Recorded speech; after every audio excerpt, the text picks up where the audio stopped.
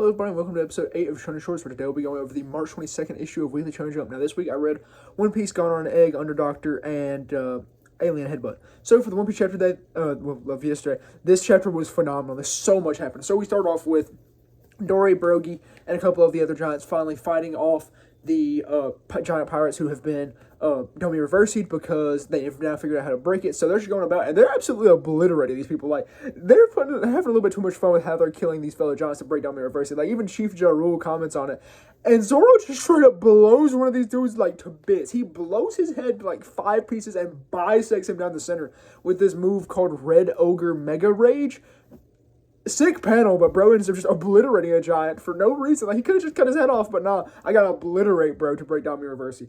But then we end up just panning over to like the rest of the Straw Hats, and they have successfully decapitated, killing him, and they're holding his head so he can't regenerate, and he's just kind of being generally how celestial dragons are. He's being racist towards Junbei, and we see as Nami in the background is feeding up Zeus with the little black clouds so that he can go and put out the fires that are on Elbaf. Then we see Loki and Luffy pull up, and Loki and Luffy get yelled at by Nami. She's like, quit starting fires because we're trying to put them out. We're trying to save these people, not burn their place to the ground. And Luffy gets mad. He's like, you got me yelled at. And Loki ends up hitting with essentially, it's not a named attack, but essentially a Kaido blast breath. But Loki's fire is not actually fire, it's electricity. So Luffy's perfectly fine after it. So I guess Luffy upscale over Loki, but I still think Loki's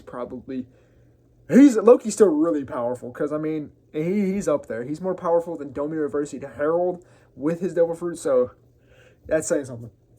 But, yeah, then we end up going to the perspective of Brook and Usopp, who are fighting Gunko. Now, we see that Brook actually got dissembled, and he is down for the count right now, so we see Usopp as he prepares to face up against Gunko. However, and he gets, like, this cool, like, oh, I forgot a point. Okay, so, yeah, in the earlier portion when the Giants are fighting, we see as Chopper ends up, because we go to, after we're going to Zoro and the Pirates, we end up going to Chopper and Gabon, who are having to fight against the giant because Kashi can't fight his fellow man, so Chopper's forced to do it. So Chopper goes monster mode, slaps bro, like, not a lethal slap, and this dude undomi reverses. So, I don't know what that says about Chopper, but that was very surprising. I'm honestly going to be kind of mad if Chopper in monster form has the ability to break essentially one of the main powers of the final antagonist of the series.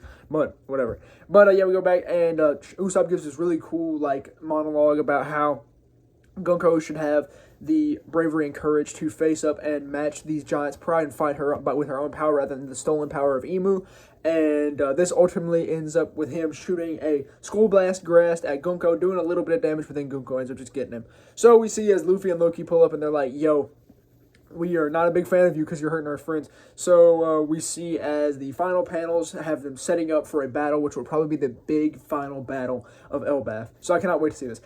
Guys, I'm sorry to say it, but I don't believe Usopp I don't believe it's going to be his arc. He's still shooting green beans at what's probably getting close to the end of the arc. And his final attack against Gunko, his final long stand speech, didn't shape up to anything. I'm going to be so mad if this ends up being Chopper's arc because of him slapping someone and breaking Domi Reversi rather than Usopp's arc, but we'll have to see. But then we go on to Gone on Egg, and Gone on Egg we actually see as what appeared to be almost true form last chapter was actually what is known as a sacred spirit dragon, and we actually see almost full form. He's more humanoid and all that, and we see as he kind of briefly re-meets up with Gonron, and they prepare to fight Reigoku, and we see he sends this sacred spirit dragon at Reigoku, and this sacred spirit dragon is special because only high-ranking Dracarks can actually use a sacred spirit dragon, so that's cool to see.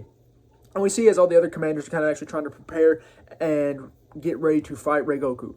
And I believe this will probably shape up in the next couple of chapters. I honestly don't know if Gone Egg has much like left to it, because I believe this final battle is probably not going to be too long, but I believe it'll be at least 10 chapters, but I don't think it has too much left to it.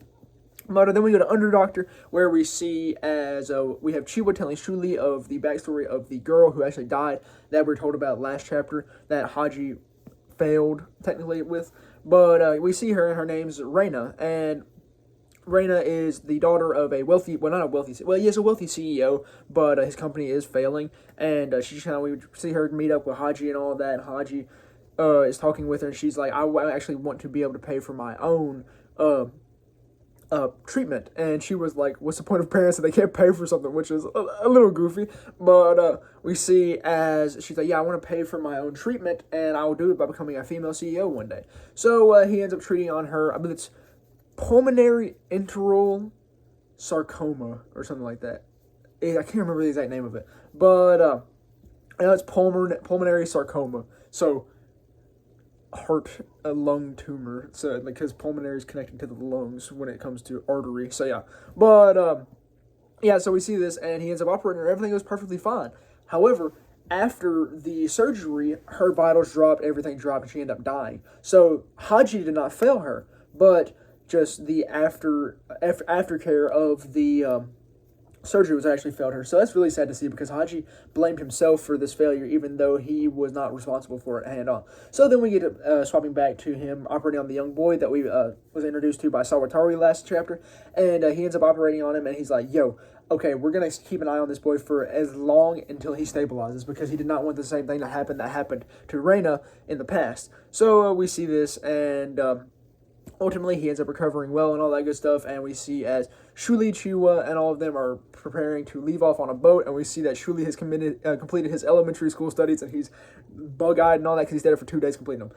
But then we move on to Alien Headbutt chapter this week. So we see as Uga and Tatsumi are still attempting to take out all of the pterosaurs, aliens, and we actually see them successfully do this. They wipe all of them all the way to like 2 left.